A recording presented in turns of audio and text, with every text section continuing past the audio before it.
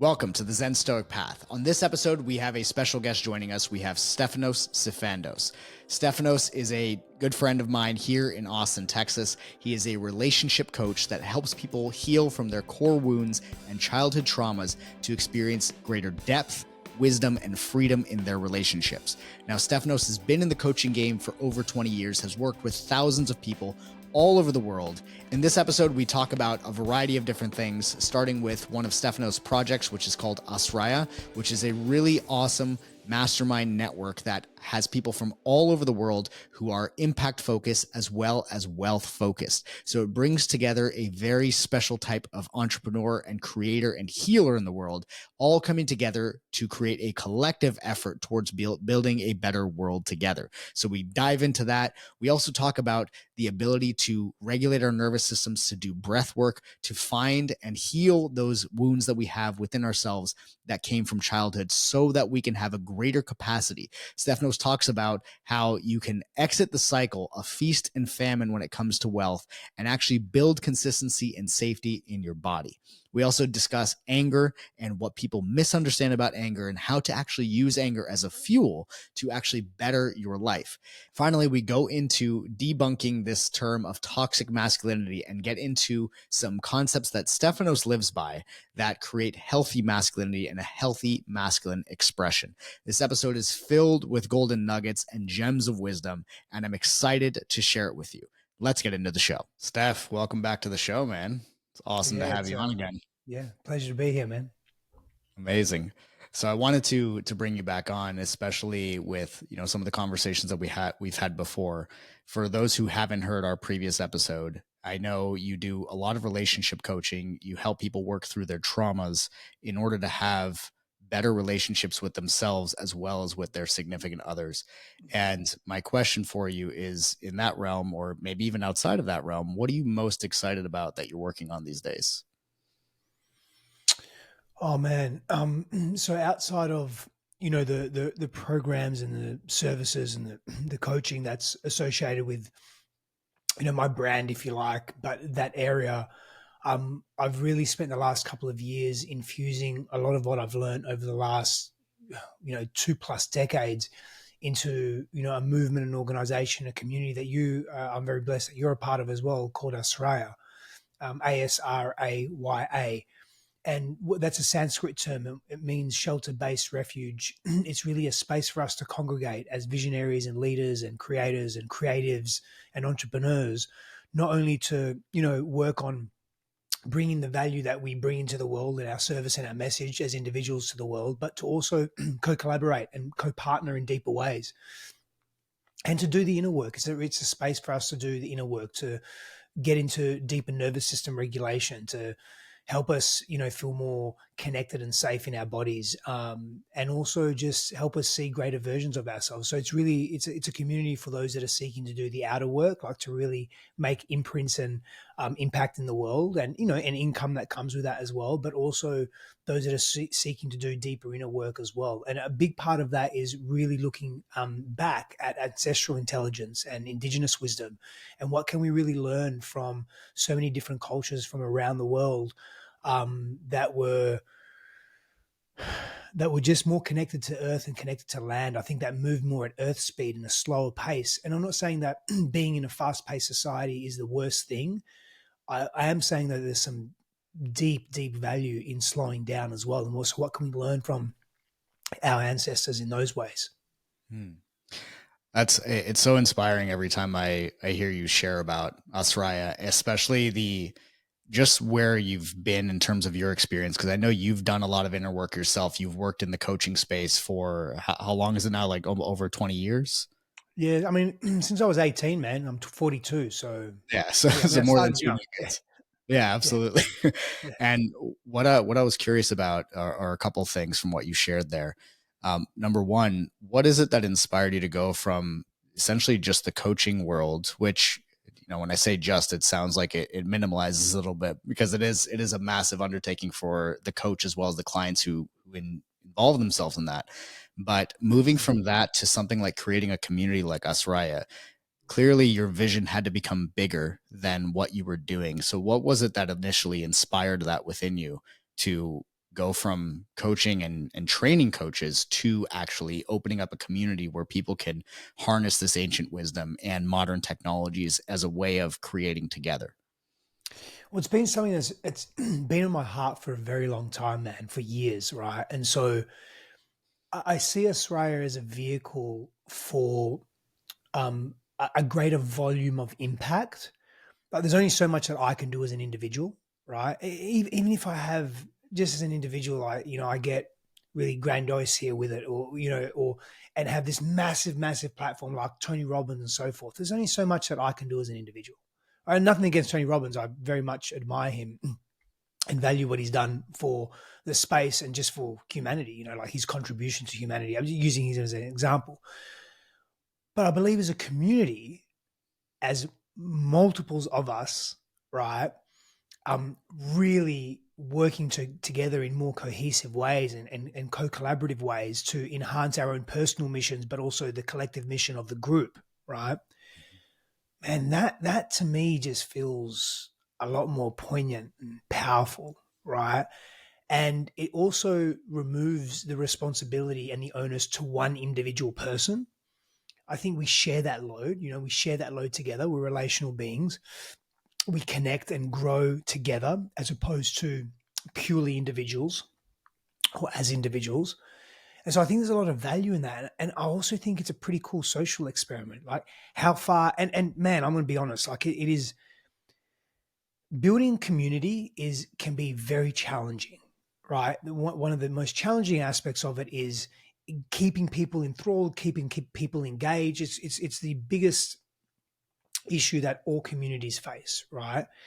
And so, we're not without our challenges in our community, but I'm also really curious to know, like, what if we can pioneer something and innovate something together in ways that we never have before as a community, moving towards a common shared goal or goals rather, and also the common shared goal being that every single individual has their own goals and objectives and embodiment that they wish to be in.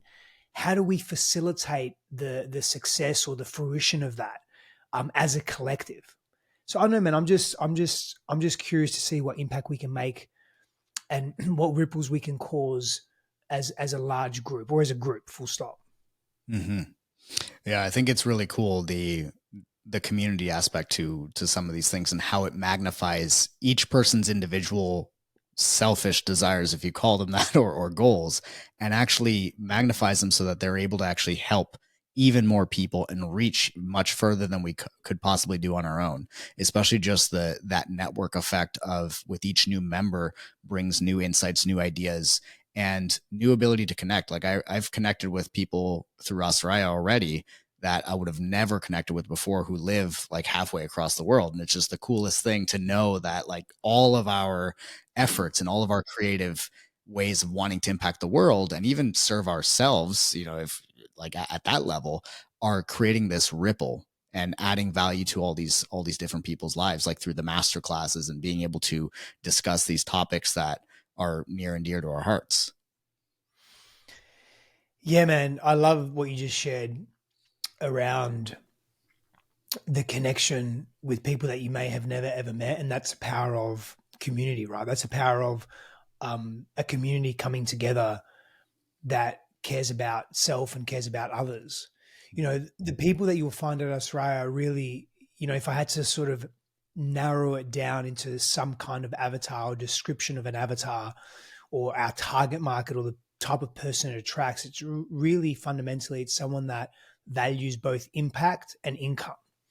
Now, I'll say it another way though. That's one way to say it. It's someone that values serving others and being of service to others and values their own self-worth, their own service to self. You can call it selfish selflessness. You can call it enlightened self-interest. It's that kind of person that wants to give and be in the world. And it doesn't necessarily come from a hyper wounded place of compensation. Like I need to give to others and do for others to feel better about myself because I feel so unworthy. But it more comes from, maybe it originally came from that place, but now it more comes from a place of, I really just want to give. I Hmm. really just want to give. And they also want to give to themselves. So it's not that wounded entrepreneur, or rather I should say that wounded spiritual healer, right? The wounded spiritual healer that gives and gives and gives and gives, but suffers. They don't have 2 cents to rub together. They don't know where they're going to get the next meal from, but they've got these beautiful spiritual gifts, right? That's not necessarily healthy either. And so the person we're bringing into this community is someone that knows the value of impact, knows the value of supporting other human beings, and also knows that accelerating and amplifying their own self in whatever ways that looks like, in whatever support you need at that time in your life, it also goes a very long way. Hmm. I love that you brought that up, especially the role that wealth plays in the ecosystem that you're creating. One of the things that I always share with my clients, as well as the people that I'm training as coaches, is I talk about this idea of serving from an overflowing cup. In other words, knowing how to fill yourself up so much so mentally, emotionally, spiritually, that you have nothing else left but to give. Like the natural result is that you are going to give and you're going to give generously, kind of like you were describing with that enlightened self-interest, if you will. Mm. And I Mm. noticed that in the past, when I got into this, it was coming from that wounded place. Like, as I started about a decade ago in the coaching industry. I also started pretty young. I think I was like 21 or something like that. Mm. And it was coming from that wounded place, like wanting to be approved of, wanting to prove my self-worth, my enoughness to other people. And what was interesting is only recently, I'd say like in the last 5 years, is when I really started having that conversation with myself about knowing my worth and knowing the value and realizing that I achieve much more from a place of wealth and abundance than I do from a place of starvation or a place of lack or wondering where the next, client is coming from. I'm very curious with this topic specifically because I've been meditating on it myself lately. Like, what is your definition of wealth, and how has that evolved through your coaching career or through your life, rather? I'll start with the latter first. So my relationship to wealth has been, for the majority of my life, one of great challenge, because I grew up in an environment that shaped my relationship to wealth, which was of feast or famine, burn and build. My father was a gambling addict, and as a result of that, the extension of his addictions and his compulsions and his behaviors, just call them behaviors, let's just say, right? Let's not label them as compulsions or addictions, let's just say behaviors. The result of his behaviors as a leader in the household really extended into the family unit. And so sometimes when there was a lot of money, we'd have a lot of things. And then when there wasn't a lot of money, there'd be things being sold and us not having things, and him being in a very different temperament and mood. And we noticed that relationship, me and my brother, and my mother, of course, as well. And so, to me, then that carried over as that again, that feast or famine, burn or build. So I didn't trust myself with money. I didn't understand what money was. And money isn't, by the way, wealth isn't just money. We'll get to that definition in a moment, or at least what my definition is subjectively. Money is an access point. It's a tool, right? But it's also energetics. How we relate to anything really, really matters, right? And it defines how we live our lives. And so for me, what I took into my adult life was, well, let me actually go back a step. Couple that experience with a great deal of violence and abuse in the household that led and lent itself to a sense of unworthiness and non-deservedness. Those two big things coupled together really strained my relationship to money, because I didn't think I deserved money. I didn't think I was worthy of it. And I didn't know what having money really was, right? And being with money in safe and healthy ways, and using money as a way to grow. See, for me, wealth is growth, right? So wealth is abundance. Wealth is our ability to grow out of patterns that no longer serve us and move into patterns that do serve us, that are more expansive. Other synonymous words that I would use with wealth is, as I've mentioned, growth. I've mentioned abundance, expansiveness. When we are in a mindset or in an energetic or an attitude or an emotional state of wealth, for me, we're not contracted in fear. So if something comes to us that's challenging, if a conflict arises, instead of us contracting and moving into a a fight or flight or freeze mechanism. Instead of us being in this sympathetically activated nervous system response, and of course, sometimes you need to be in that high arousal response because it's calling, the circumstances are calling for, and you legitimately need to, fight, flight, or freeze to survive, right? To live. But beyond that, most of us are in in these sympathetic activated nervous system responses consistently for no call it grounded reason outside of a pattern just keeping repeating itself, right? A neurological and psychological pattern repeating itself. So for me, wealth is expansiveness. It's our ability to expand in the moment, is to be open in the moment and spacious in a situation that can call for contraction when it doesn't need to, but is asking you to contract, right? And so wealth, yes, it's mindset, but it's also the health of your nervous system. Again, I'm going to keep coming back to these words, spaciousness and expansiveness.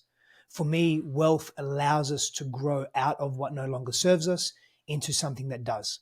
And so that means that we believe in ourselves. We have greater heightened self-worth. We have a capacity to see beyond the limitations of the present moment or of what we think we see. We can think laterally. We can think creatively. We have an ability to be generative and creative. So being generative and creative is part of our design, if you like, as being a human. And so our generative capacities and generative capabilities can only be accessed when we feel spacious and expansive within ourselves, right? If we feel contracted, we can't be creative. We can't think and feel laterally. We can't be vulnerable and real with others. We don't feel safe in our bodies, and we don't trust other people. For me, wealth is all those things, is being able to trust. So I'm going into, I guess, maybe more complex definitions of wealth, or like really expanding beyond just, hey, you're wealthy when you have resources and access to resources. Yes, that's part of it, but it's so much more than that as well. Yes, if you have dollars in your bank account that come in and come out, and as they come out and more comes in and more comes out and then more comes in than what came out, like, yes, that's wealth as well, right? As an example. But it's the energetics that underpin that actually happening, or the actualization of that in the physical manifested world. And so, yes, wealth's a mindset, but wealth is a clearing.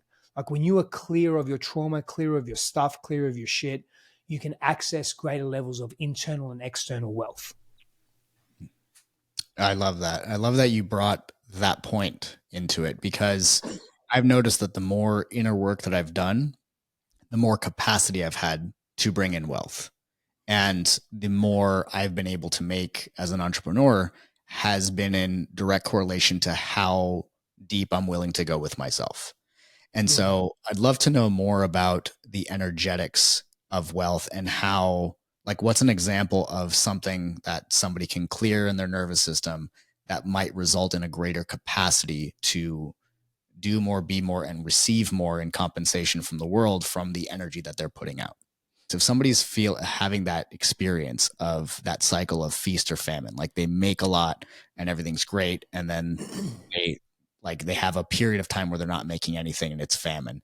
How does somebody break out of that cycle, or what are some examples that you've seen in the work that you've done or with yourself that have been a way of somebody actually breaking out and having a breakthrough in that area of their lives? So I can speak directly from the feast or famine perspective. And so for me, it was really a direct result of the volatility that I experienced in my childhood. So what was familiar to me was uncertainty. What was familiar to me, not only uncertainty in our financial circumstances, my parents would always be arguing about bills and always be arguing about not enough money coming in and not saving any money, and how we're going to do the shopping next week and how we're going to pay this bill and all of that, right? My brother and I, were really exposed to all of that. My parents fought very openly in front of us. And so there was a lot of uncertainty, and it didn't take that long as we grew up to realize that if we don't have any money, we can't eat. And if we can't eat, that's not a good thing, or we can't pay the mortgage. Like, you realize, you figure out things pretty young as a kid, right? And so that uncertainty was there, but also there was uncertainty in my day-to-day life. Like, is my dad going to be angry today? Is he going to hit me today? Are my mum and dad going to physically fight today? Is mum going to scream and yell at me today? Like, there was just so much uncertainty. And so that was what was familiar. And so anytime there was consistency in my adult life, it felt unsafe, paradoxically, because it was unfamiliar.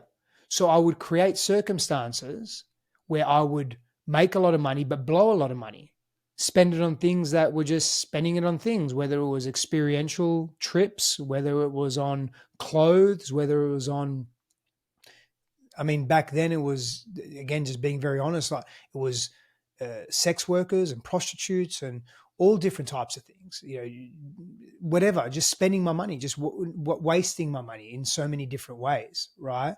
And then I'd come back to the uncertainty. I'd come back to the famine. Well, if I'm in famine, I've got to create feast for myself. So then I'd go back and work hard and work really hard and panic. And it was the panic that got me to work hard. And so I was caught in these vicious cycles, right? But because they were familiar, they fed my sense of what was safe, even though I didn't want that anymore. So until I directly dealt with the childhood wounds and the trauma and the relationship to my parents and my childhood, and really learned to regulate my nervous system through somatic practices, through breath work, through inner child work, through various other modalities, I wasn't able to get into consistency. I wasn't able to, and I had to change some beliefs as well around what success really was. Oh, it's, those that are successful have to have a really hard path. Challenges, yes, necessary actually for growth, but a hard path, no. So a lot of paradigms I had to shatter, but it couldn't happen without really learning to regulate my nervous system. And it couldn't happen really without dealing with the old repressed and suppressed traumas that were really stuck in my body and in my mind. Let's I mean that's a really powerful explanation of what you needed to do and where you needed to go in order to actually deal with that, especially being able to regulate your nervous system, recognizing that what you perceived as safe was actually inconsistent and chaotic, right? It was this like stressed environment of uncertainty. That's what was familiar, so it was safe. And going into that and having the courage to go into those depths with yourself, not really knowing, because anytime we go into the void of the unconscious work and the somatic work, it can be a scary place. So it speaks to the courage that you've had to go in there and also to bring other people through that. So I'm curious about the somatic work, right? The breath work, because I've experienced a breath work session with you, and it was one of the most amazing experiences I've ever had. And I'm curious, like, what got you into doing and facilitating breath work? Yeah. So, firstly, thank you for that. And just as an FYI, if you can, come March 27th, because it's open to men this month as well. Oh, So awesome. I'm there. would love to have you, you and your lady. Yeah. Yeah, in at Flow Yoga in Westgate. A couple of times a year we open it up to men as well. So, man, very simply, what got me into this is I was very close to. I was in the phase of suicidal ideation. I never wanted to kill myself. I wasn't interested in that, but I was really contemplating it as an option. It's like I can't shift this pain that I'm in. I'm really trying, legitimately trying. It's really overwhelming. It feels too much. I can't go back to ignoring it. I just can't. Like I physically couldn't go back to ignoring it without maybe taking copious amounts of drugs. And I wasn't willing to do that because I'd been running from my pain for too long.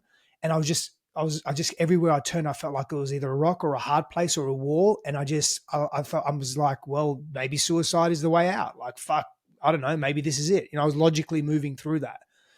And a friend of mine, I hadn't completely given up yet. I wasn't at that point, but a friend of mine said, hey, there's this amazing breathwork practitioner. By the way, this was like 12 years ago or something.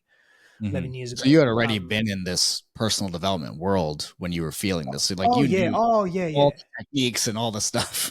Yeah, man. Like I intellectually understood everything, but as I really opened myself up and I had a moment where I had to, I couldn't turn back. So I was on this deep, very dark path at this time.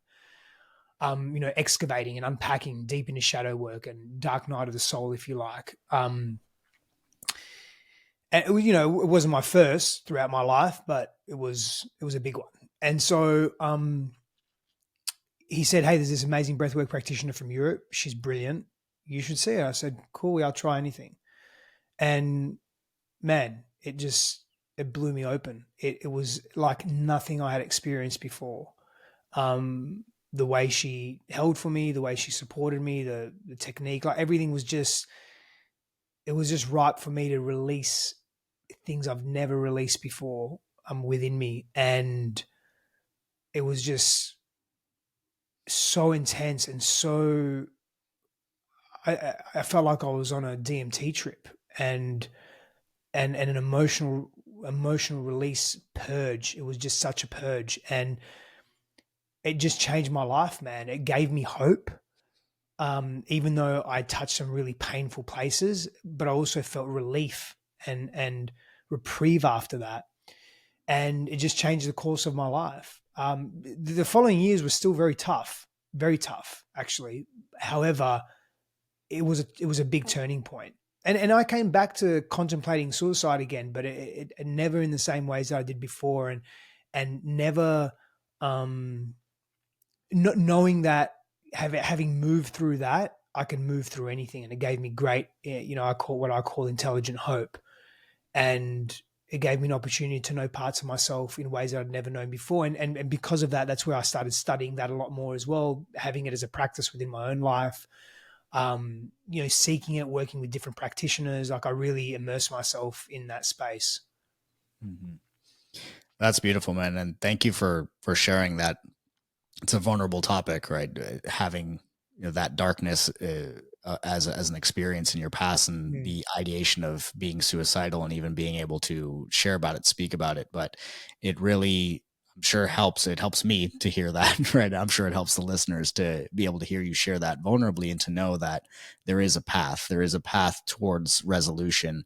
And when the intellectualization of some of these things isn't working, sometimes the path is to go within and actually feel those things. I remember our first meeting, you helped me feel something that I didn't even realize was there. I mean, like, which I'm sure is nothing new, right? we don't realize that these emotions are trapped so deeply within. But it was, for me, it was a rage that I didn't know was there. I never associated myself with being an angry person. And when I think about it, when I reflect back on it now, it was anger was not something that was okay growing up in the household, right? It was always like anger equals loss of control. There was never an understanding, just a demonization of the anger. And it sounds like when you were going through and you were touching all these places within yourself, you were going through emotions that you probably never had the opportunity to even feel, let alone reflect upon. And that one thing I'm very curious about is I've noticed this recently in the last few years working with my clients, but a lot of emotions, like for example, one person's anger is not the same as another person's anger. In other words, the sensations and what they've labeled them are completely different. And I'm curious, let's go with anger, because I feel like that's a common one that gets really misunderstood through our culture. How do you view anger, and what does it mean, and what do people misunderstand about it? So what is my view on anger, and what do so many people misunderstand about the emotion and energetic of anger? And so my view on anger is that it's constructive and useful when expressed and connected to and leveraged in the quote unquote right way. If we're using our anger to constantly dominate others and power over others, and to control others because we feel so unsafe within ourselves and we have unresolved trauma, and the come from for our anger is a defense strategy or protective strategy to push people away, to overpower people, to make them feel less than, to make them feel weak so that we feel empowered, that's a misuse of anger. Anger is also a very useful tool, emotion, physiological state, or lends itself to a physiological state that also in times of danger help us activate and mobilize, right? So it plays a role. I think the anger that you're speaking to is more in our psychosocial relational constructs on a sort of day-to-day basis. And so if we're not in touch, so firstly, if anger is repressed and suppressed collectively and individually, and we struggle to access this part of us that actually exists, and it's there to it exists for many reasons. It exists as a defensive strategy, like a legitimate defensive strategy. It exists as a release and an outlet for us physiologically, emotionally, psychologically, spiritually, etc. It's there to forge boundaries as well. And there's different ways anger can be expressed. Anger can be expressed as a very firm boundary. It doesn't have to be you swearing at someone or you physically hitting someone or anything like that. Yes, anger can lead to violence, but anger is not violence per se. And you can have violence without anger as well. So, it's a very interesting thing, but anger is there to teach us something about ourselves as well. Like if we're angry about something, then our boundaries in some capacity have been violated, or a belief that we hold about something that's happened in the world feels unjust to us or unfair or not appropriate. And so anger is a signal that tells us more about ourselves. But it's what we do with the anger. If we're not taught how to be with anger, if we're shown that anger is bad or negative, if anger again is collectively or individually repressed, or it's repressed in the family dynamic, or it's overused in the family dynamic, or we have an unhealthy relationship to this thing that can be very, very powerful for healing actually, and also very, very powerful for interpersonal relationships. And so anger is a fuel as well, and we need to reconcile within ourselves. Ultimately, it's our self-worth, man. So when we have heightened levels of two things, self-worth combined with, I don't want to say cleared trauma, but let me say it this way. Self-worth combined with a deeper, sincere exploration of our trauma, right? Those two things combined, heightened self-worth and a deeper understanding, connection to our trauma, and also having moved through, equilibrated our trauma, closing those loops, so we are no longer being run by unresolved, unprocessed pain and wounds. That lends itself to having a healthier relationship with anger, and we'll be less prone to be angry and project that anger. We'll be more prone to have a healthy outlet to our anger and not be scared of it and not carry shame around it. But when we're in low self-worth and we have a ton or any really scale of unprocessed, unresolved trauma, what generally happens is we're very loose with our anger, which can, of course, turn to either frustration, or frustration turns to anger, or it can turn to rage, or it can turn to a number of different things that are even denser in the way that they present themselves. Mm-hmm.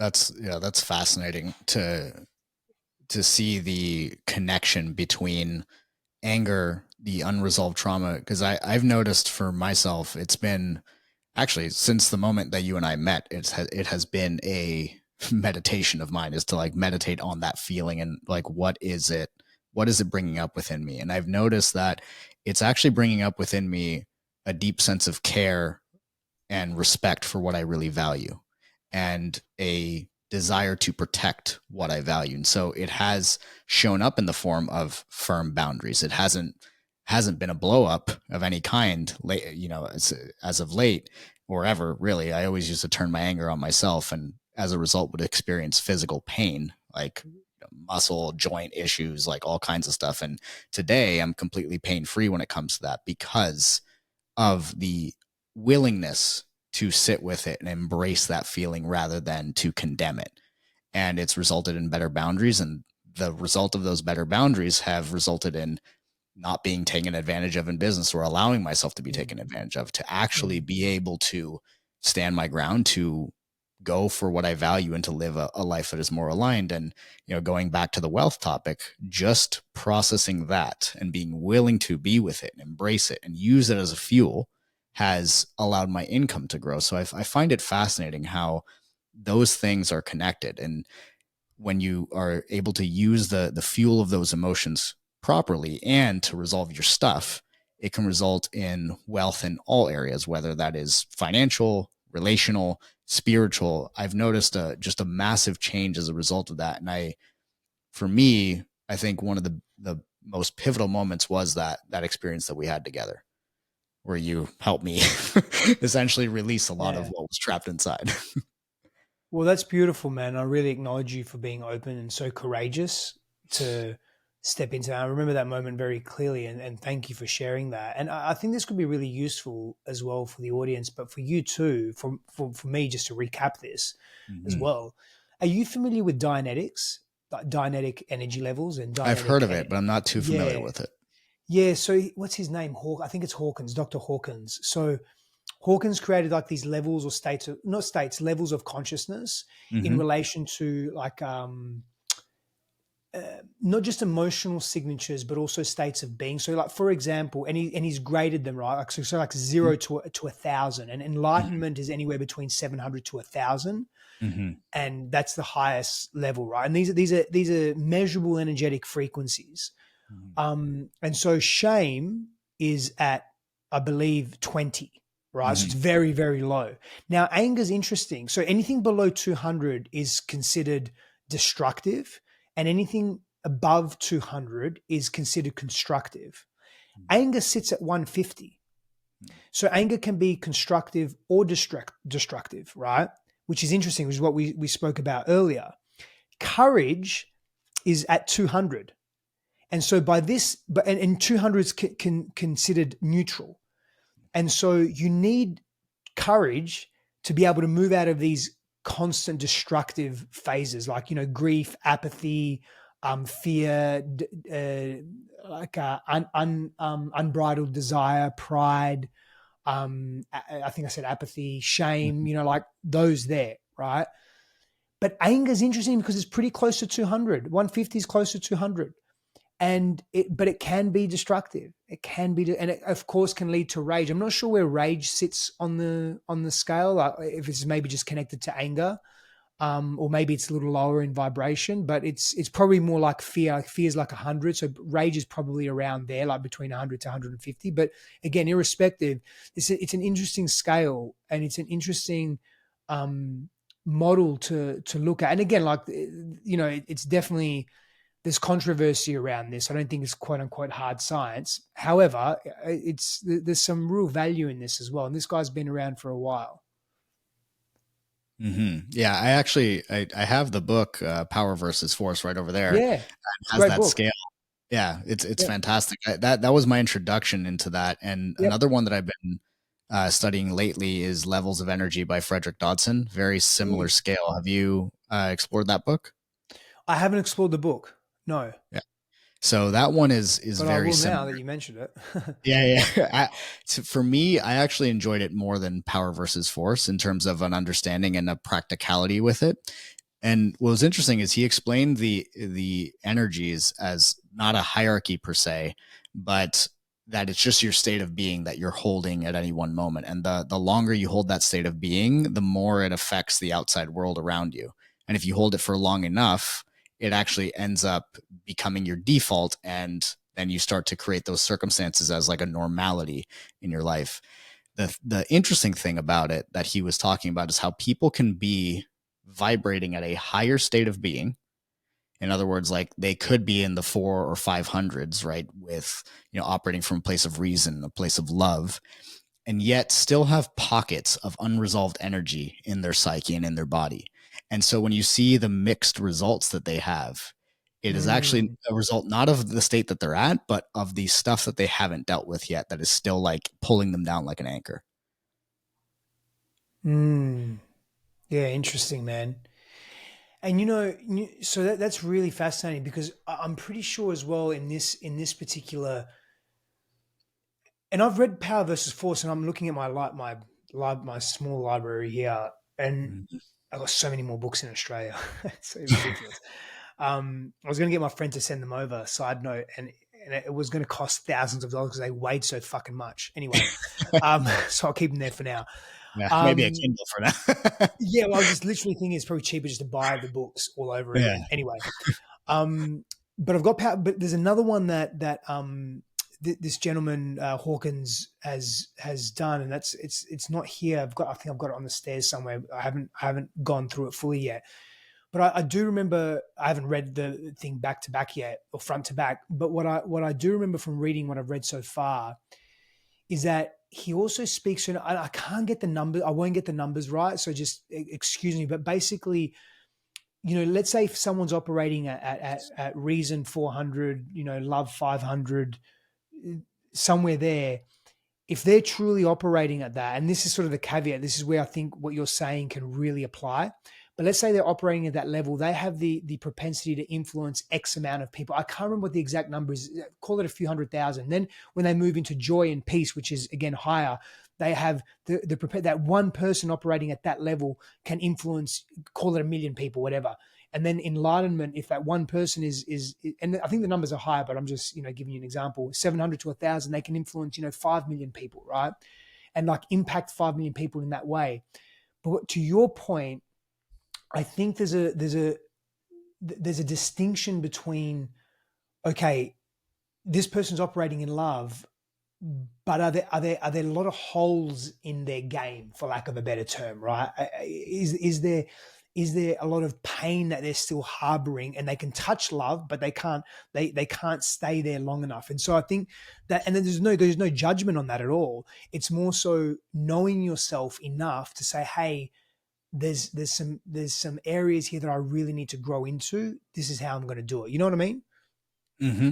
Absolutely. Yeah. I think Yeah. that's where the journey of our lives and of our development, there's always something that we could be working on, always something that we could be improving, right? It's a cliche that, it's constant, never ending improvement, but it's true, right? And a lot of it I found is not so much an addition to, but a letting go of, like a subtraction of what no longer serves, of what essentially tethers us to the old version of who we used to be, or to our past traumas, and being able to deal with those things, right? We release density, we release weight, we're able to move faster through the world and more effectively, and our impact is able to expand as a result of such a thing. Yeah. Yeah. One thing that I wanted to ask you about, this may seem like a bit of a pivot from here, but this question has been on my mind for a while, and you're like the one person that I really wanted to ask this.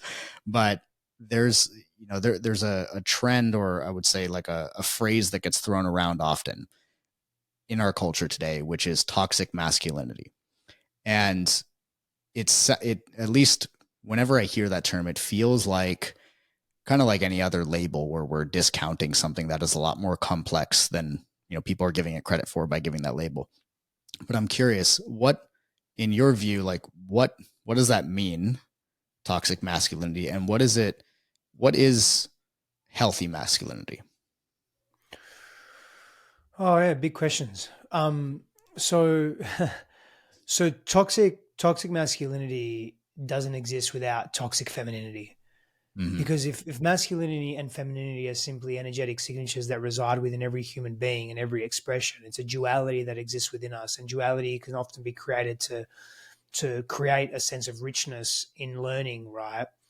Then irrespective of biological sex or gender or identity or anything like that, these energetics reside within you. These do be energetics, these go flow energetics, these active passive energetics, right? And then from there, they can sort of, we're creating separation, but we're not creating separation from a place of judgment and better than and hierarchy. We're just simply creating separation for a richness of learning, right?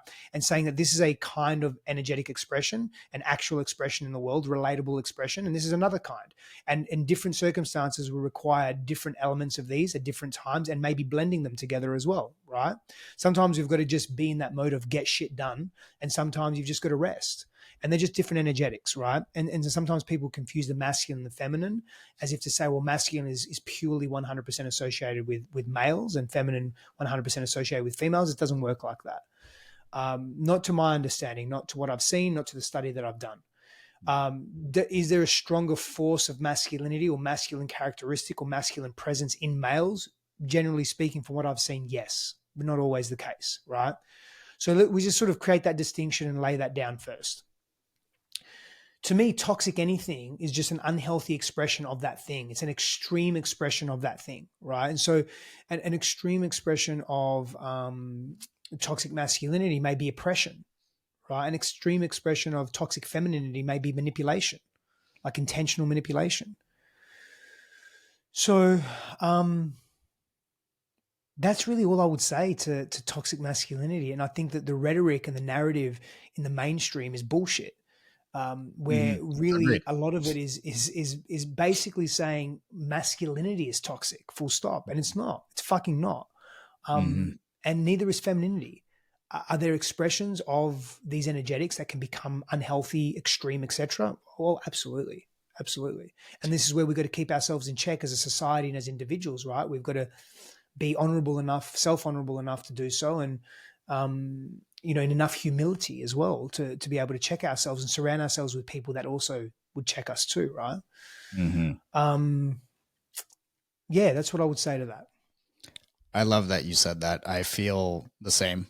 I think it's a bullshit term that people essentially use to cop out of reflecting upon themselves, especially as you know you understand the law of correspondence, the as within so without. You start to realize that everything that agitates you outside is really and truly a reflection of what might be going on inside. So it's an inner work job when that stuff comes up. And I think you're completely right with that. Like, toxic anything is just an unhealthy expression, and an unhealthy expression is one that is unaware of that which lies underneath the surface, right? And is expressing as a means of attempting to cope with that sensation of inner powerlessness to change something, or a misunderstanding of the self. And I think that's spot on in that sense, that the more as a society we label things and we write them off with just this very convenient term as a way of demonizing, saying bad is over there and good is over here on the side that I stand. I think a better approach, like you're saying, is to take a moment to check ourselves, to have that self-awareness, to even ask ourselves, where is this in me? What is it in me that is causing me to have such a reaction to what I'm viewing and seeing here? And I've found that question to be extremely powerful, ode to Carl Jung when it comes to that type of work. Yeah, for sure. Awesome, man. Now, when it comes to, let's say, a healthy expression of masculinity, because I know you coach a lot of men, you run a men's group in Austin. I've been to the workouts. It's awesome. What is a healthy expression of masculinity as well as femininity, and what can somebody do in today's age to begin moving towards that if they find that they're on, let's say, the unhealthy expression side of it? So I often get asked that question. It's a great question, man. And we so as humans, especially in the masculine paradigm that we live in, we want structure, we want rules, we want boundaries, or masculine characteristics. We want frameworks, right? Like, tell me the thing that defines. We want definition. Tell me the thing that defines the thing, so then I can be the thing, and then be in alignment with the thing that defines the thing, and then I am that thing, right? And so. And so it was just fine. It's not an issue. And how I often lead this question or answering this question is like, I'm not here to tell anyone how to be a man or anyone how to be in their masculine energetic. It is a process of discovery. However, I can tell you how, I live my life by some of the characteristics that may define what masculine virtue looks like. Mhm. Um, and, you'll make your own decision if that works for you. And so, again, like, some of the virtues or the characteristics that I'm going to, share with you right now, ultimately, man, these are human constructs first, right? They're human constructs first. And the feminine will have its own version of this as well. So provision and protection, as an example, like, I'm a fierce protector of my family. It doesn't mean my wife is not, and it doesn't mean that she hasn't got her own feminine version of that, or that she doesn't access her female-bodied masculine expression of protectiveness, right? Just to give an example. I don't mean to confuse people listening to this. I hope it doesn't. I hope it actually, if anything, it clarifies, right? Because what I'm intending to really do is create an openness and conscientiousness towards the thing that I'm saying, to pique curiosity, so you don't shut it down straight away. Because if you don't shut it down straight away, you may be open and we may grow together in something, right? And again, what I'm saying is, you don't have to agree with me. That doesn't. That's I'm completely okay with you not agreeing with me, but be open. Be open to the possibility of whatever I'm sharing could it be applicable in your life, right? So for me, healthy masculinity is courage as well. Healthy masculinity is moving beyond our pain and trauma and not being defined by that, and then not allowing that to run our lives, and then not injecting that and projecting that into our family unit or communities, right?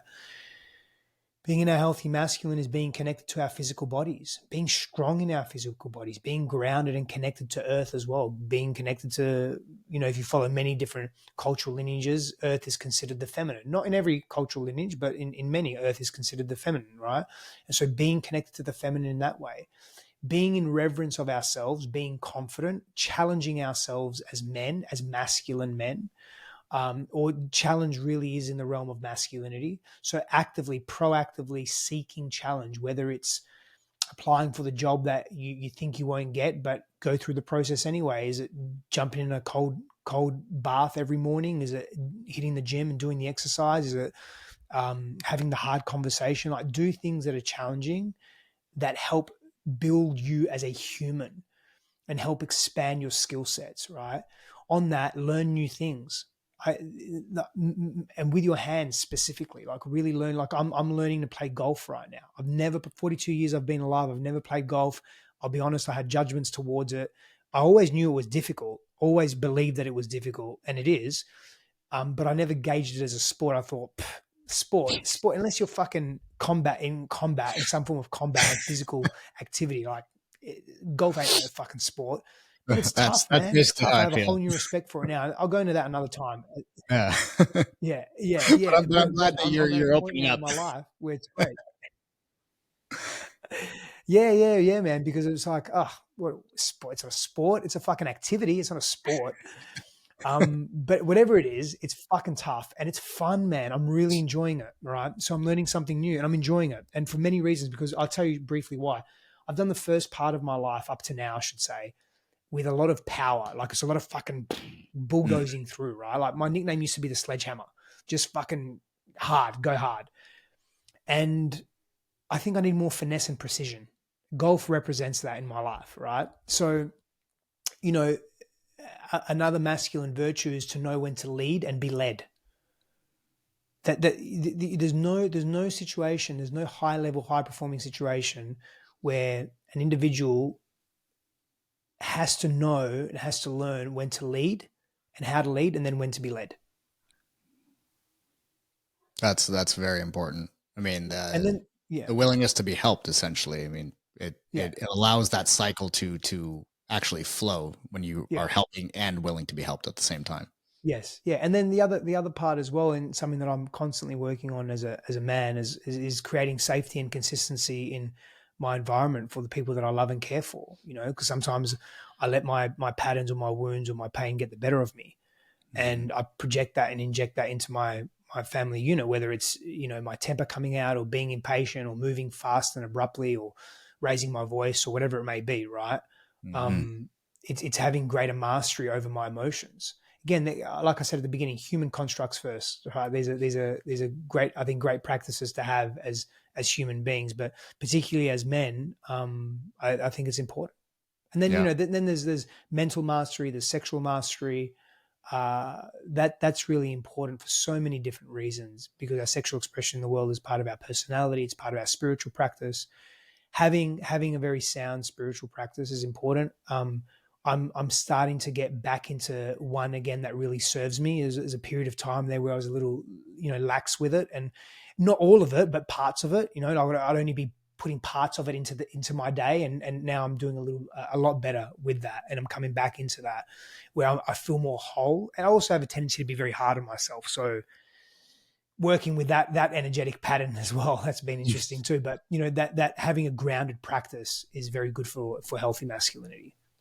Amazing. Yeah, I think all of those are incredibly helpful, and I love the stipulation that you made with these are human constructs before they're anything else, but they are, yeah, kind of like what is talked about in Zen, right? These are different methodologies that point to the truth, but the methodologies themselves or the principles themselves are not the truth. They're just a pointing mechanism, and I really appreciate you giving that as a pre-frame before going into them. I think that's really important for people to understand so that they can develop their own unique expression of whatever that means to them.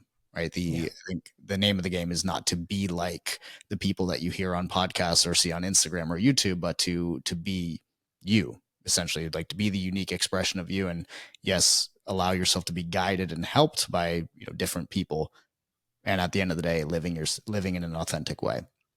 So I had a couple more questions for you before we wrapped up. The first one is, we talked about Asraya in the beginning, and we talked about some of the breathwork stuff that you do here in Austin. And I briefly mentioned the men's group that you run. So if people are listening to this, they want to know more about what you do, where can they find you, or what's the best place for them to go? Yeah, thank you. Stefanos.com. So much information there. Asraya, ASRAYA.io, and any of my social media handles at Stefanos. Perfect.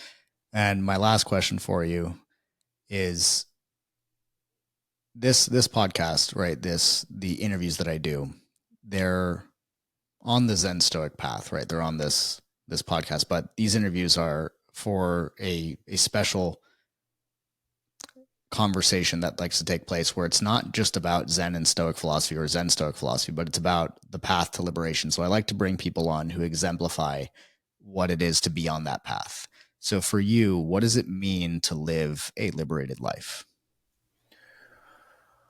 One where I consistently come back to where I consistently come back to ownership of the patterns and the behaviors and the ways of being that no longer serve me. And I keep coming back to ownership of that so that I can actively shift it. Beautiful. Stefanos, thank you so much for being on the show, man. Thank you, man. Thank you for having me.